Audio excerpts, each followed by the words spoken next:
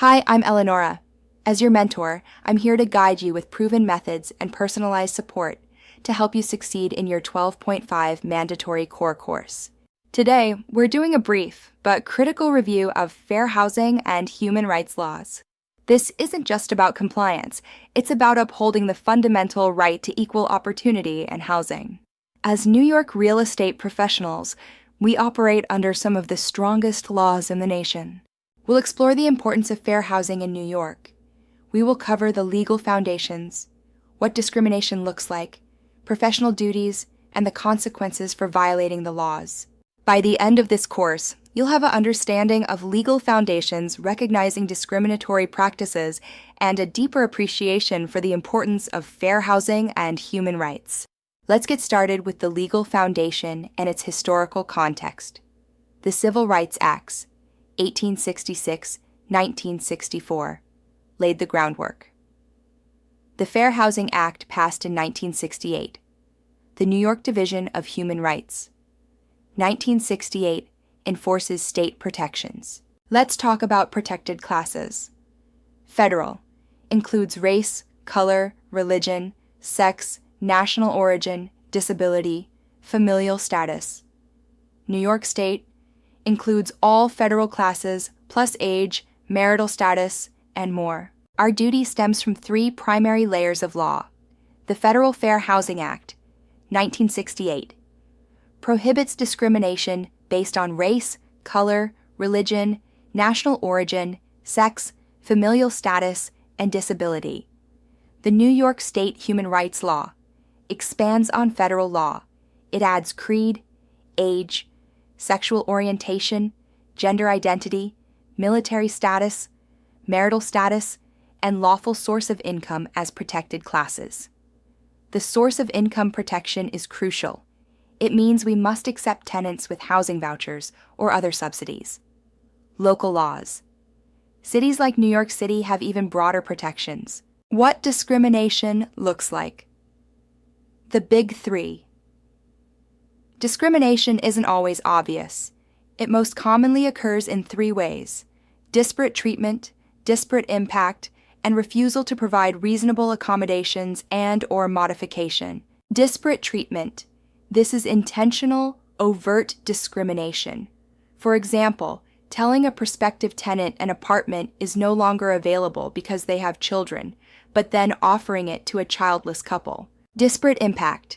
This is when a neutral policy unintentionally harms a protected group. For example, a blanket no felons policy disproportionately impacts certain racial groups and is often deemed illegal without a detailed case-by-case assessment. Refusal to provide reasonable accommodation and/or modification. This is a major area of focus. For a person with a disability, we must make a reasonable accommodation in rules or services. Example, allowing a support animal in a no-pets building.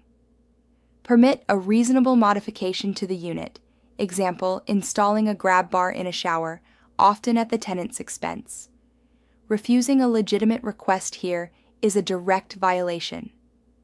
Your professional duty, steering and redlining. These two practices are strictly prohibited. Steering. You cannot guide clients toward or away from neighborhoods based on the presence or absence of protected classes. You must provide objective data and let the client choose. Phrases like, "you'd be more comfortable in," or "that school district is better for," can be highly problematic. Redlining. This is the systemic denial of services, like mortgages or insurance, based on the demographics of a neighborhood. While often institutional, we must be aware of it and not participate. Your role is to provide equal service to everyone, everywhere. Conclusion and consequences. In summary, our obligation is to provide transparent, equal, and professional service to all, without exception based on any protected class.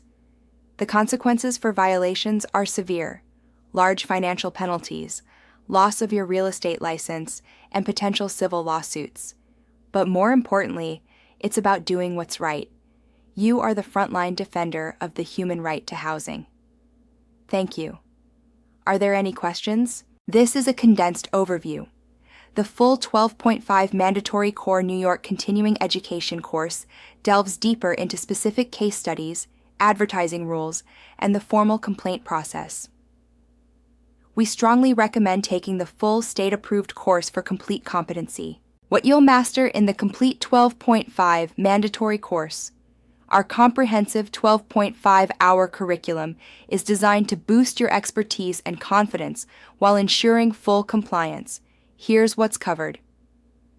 Fair housing and human rights, 3 hours. Includes the purpose of testers, societal pressures, discrimination in housing advertising, federal, state, and local anti-discrimination laws, Americans with Disabilities Act. Agency law, 2 hours. Includes agents' fiduciary responsibilities, types of agencies, vicarious liability, agency disclosure. Legal matters, 1 hour. The Housing Stability and Tenant Protection Act. Ethical business practices, 2.5 hours. Include ethical decision-making, disclosure and competence, cooperation between the parties and agencies, complaint handling techniques. Developing cultural competence in New York, 2 hours. Includes diversity recognition, federal and state home ownership demographics, cultural sensitivity, rapport building with diverse clients and customers.